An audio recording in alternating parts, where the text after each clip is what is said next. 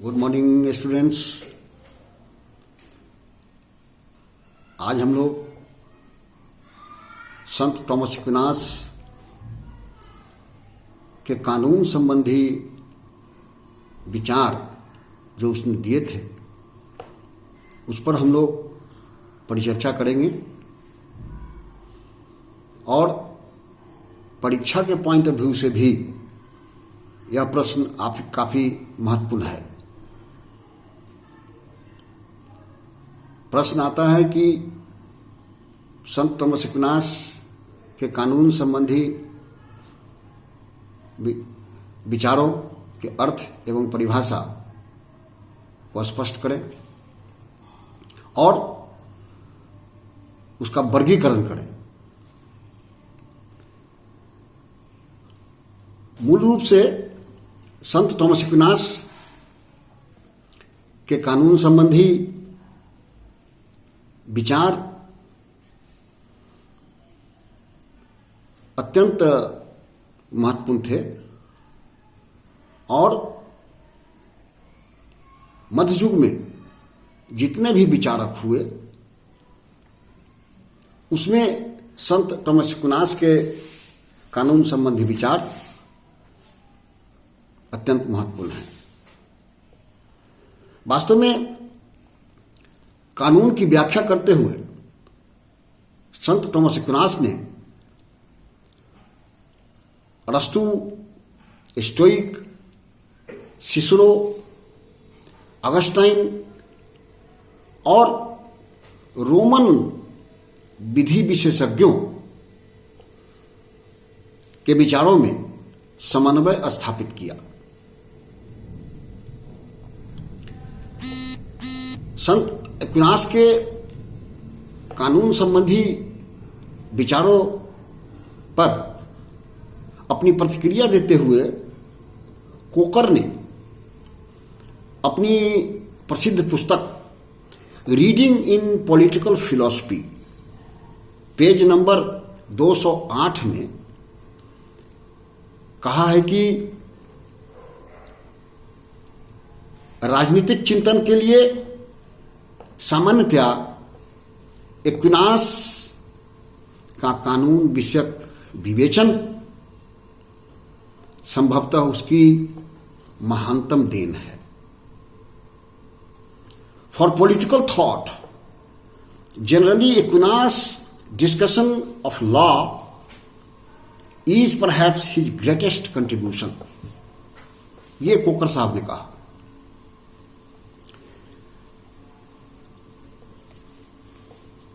अगर परिभाषा की बात की जाए तो कानून की परिभाषा देते हुए संत थॉमस एक्विनास ने कहा कि कानून की परिभाषा एवं उसके सामान्य लक्षणों की विवेचना करते हुए एक्विनास कहता है कि कानून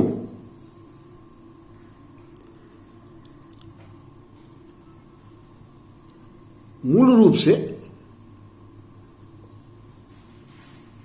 वह अवधारणा होती है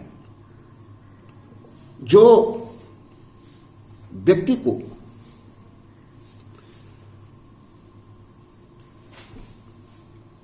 अनुशासित रखने का काम करती है। उसने यूनानी विचारधारा एवं रोमन विचारधारा के बीच समन्वय स्थापित करने का प्रयास किया।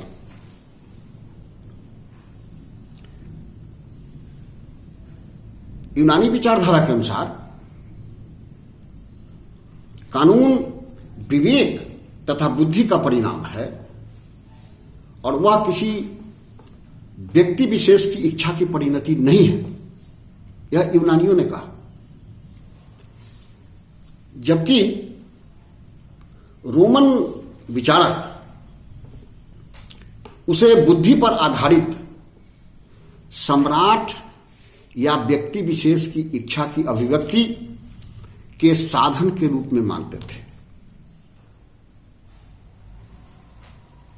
एक्विनास ने इन दोनों ही दृष्टिकोणों के बीच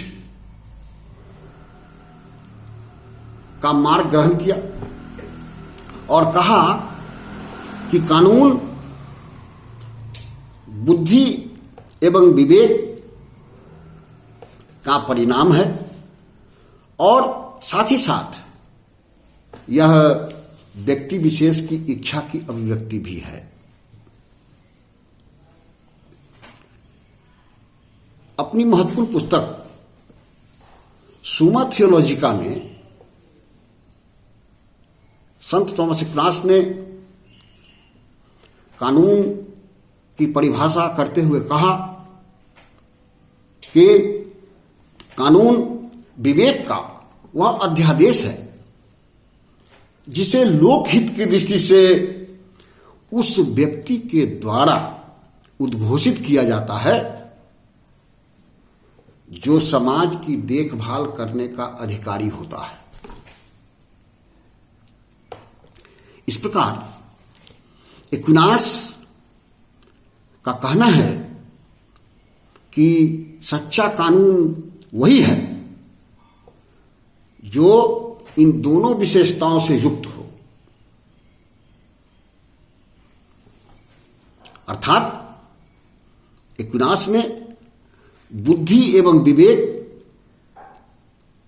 और शासक की इच्छा को सम्मिलित रूप से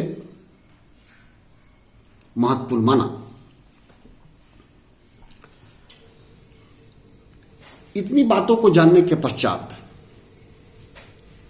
अब कानून का वर्गीकरण या क्लासिफिकेशन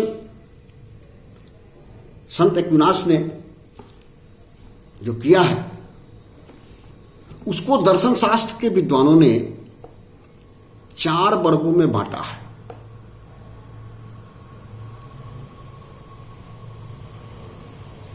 चार वर्गों में, जिसे शाश्वत कानून नंबर 1 इटर्नल लॉ, दूसरा प्राकृतिक कानून नेचुरल लॉ, तीसरा डिवाइन लॉ या दैवी कानून, और चौथा ह्यूमन लॉ मानवीय कानून। ये 4 प्रकार के कानूनों का वर्गीकरण संत थॉमस एक्विनास ने किया। Now we will try to understand one by one कि ये जो वर्गीकरण किया है संत थॉमस एक्विनास ने 4 वर्गों में, वो क्या है। नंबर 1 शाश्वत कानून, इटर्नल लॉ। इसके विषय में संत साहब ने कहा कि शाश्वत कानून ईश्वरीय कानून का प्रतीक होता है। समस्त सृष्टि इसी कानून से निर्मित हुई है और इसी के अधीन भी है। सीमित होने के कारण मनुष्य बुद्धि उसे पूर्ण रूप से नहीं समझ पाती है। इसीलिए शाश्वत कानून को समझने के लिए प्राकृतिक कानून का सहारा लिया जाता है। नंबर 2 प्राकृतिक कानून या नेचुरल लॉ। इस कानून के द्वारा मनुष्य भले या बुरे, सत्य और असत्य के बीच भेद करता है और सत्य की प्राप्ति और असत्य से निवृत्ति की ओर उन्मुख होता है। पुनः इस प्राकृतिक कानून की उत्पत्ति शाश्वत कानून से होती है। यह कानून मूल रूप से सभी के लिए समान है और विश्व में सभी वस्तुओं में विद्यमान होती है। मनुष्य की विभिन्न जो प्राकृतिक इच्छाएं हैं, जैसे समाज में रहना, आत्मरक्षा करना, संतान उत्पन्न करना, सत्य के से साक्षात्कार करना और विवेक एवं बुद्धि का विकास करना प्राकृतिक कानून के अंतर्गत आती है। नंबर 3, डिवाइन लॉ, दैवी कानून।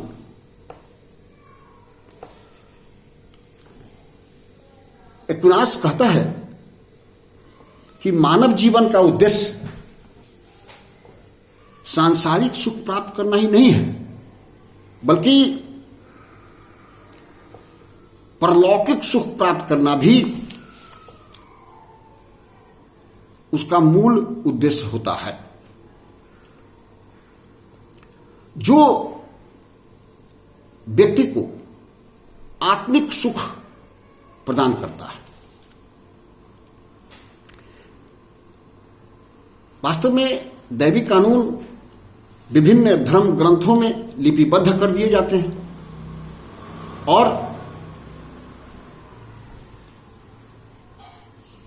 मनुष्य इसका पालन करके अपूर्णता से पूर्णता की ओर अग्रसर होता है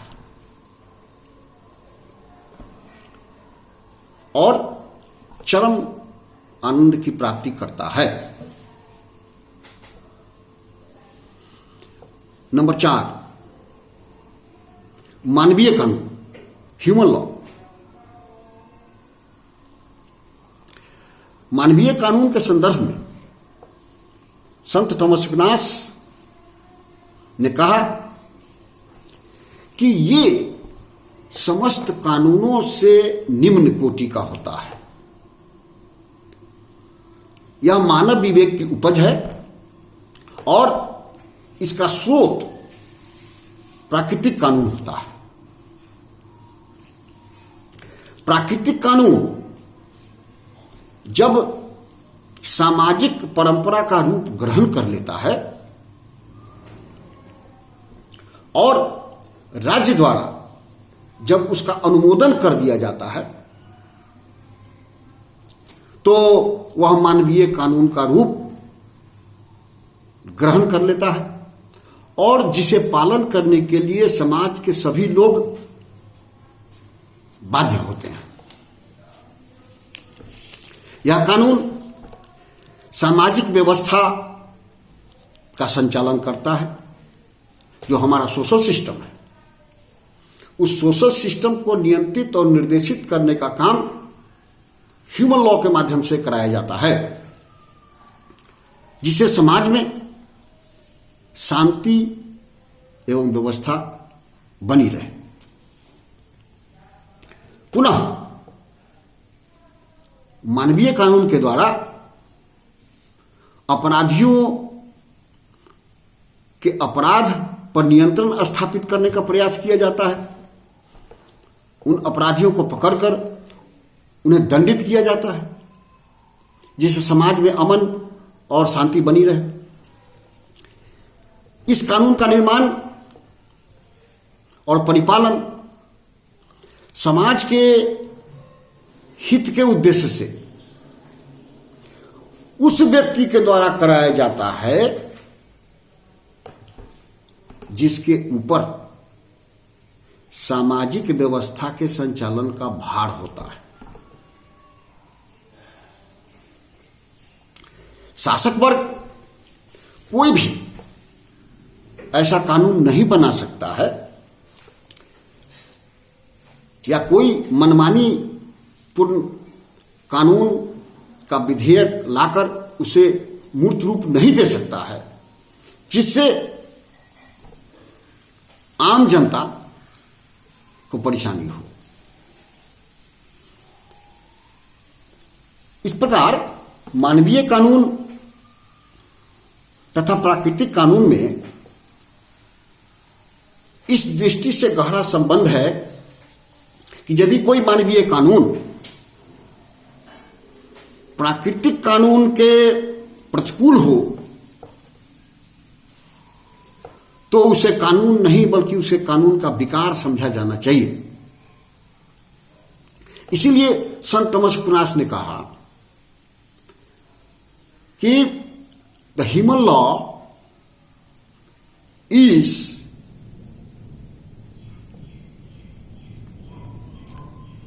mirror of natural law.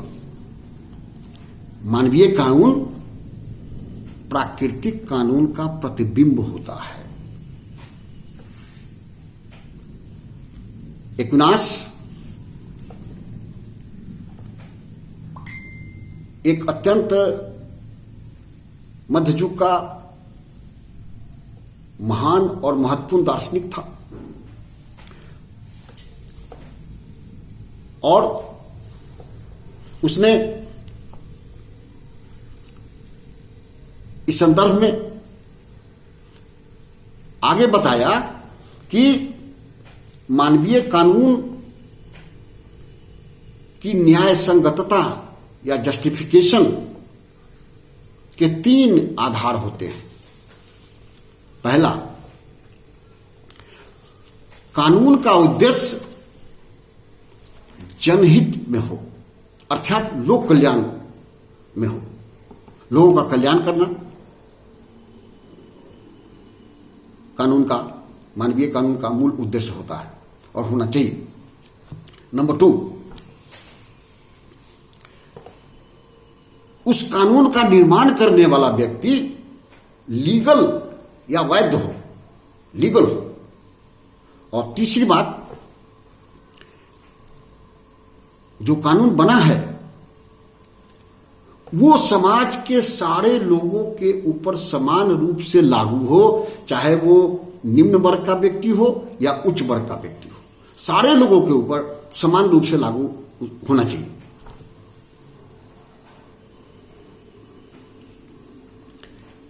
Aquinas कानून के संदर्भ में अपने विचारों का विश्लेषण करते हुए आगे कहता है कि जहां तक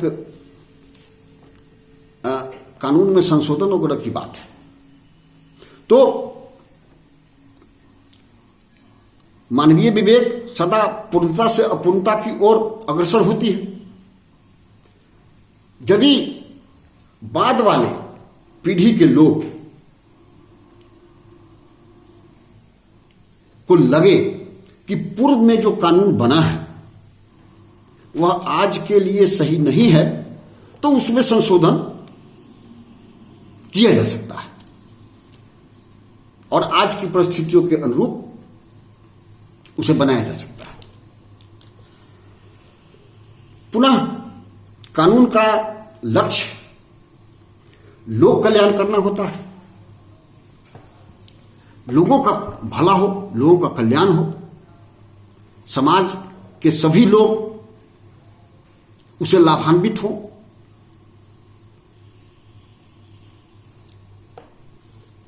और अगर पूर्व में कोई ऐसे बने हुए कानून हैं जो हितकारी नहीं है तो उसमें वर्तमान समय के अनुरूप संशोधन करके लोक कल्याणकारी बनाया जाना चाहिए। उपरोक्त विश्लेषण से स्पष्ट होता है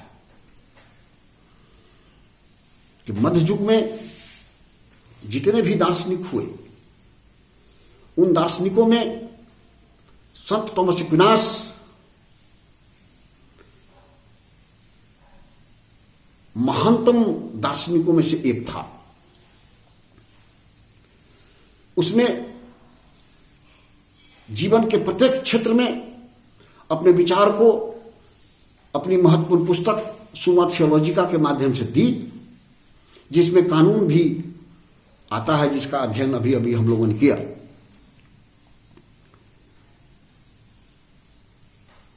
कानून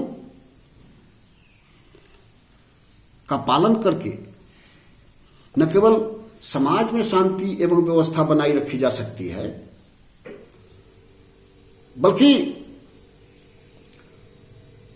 उन तमाम जो डिस्ट्रक्टिव एलिमेंट्स हैं, जो असामाजिक तत्व हैं, जो समाज के अमन में, शांति में खलल डालना चाहते हैं, उनके ऊपर नियंत्रण करना और सामाजिक व्यवस्था को बनाए रखना महत्वपूर्ण होता है। इन तमाम बातों के ऊपर संत साहब ने अपने विचार व्यक्त किए। Thank you very much.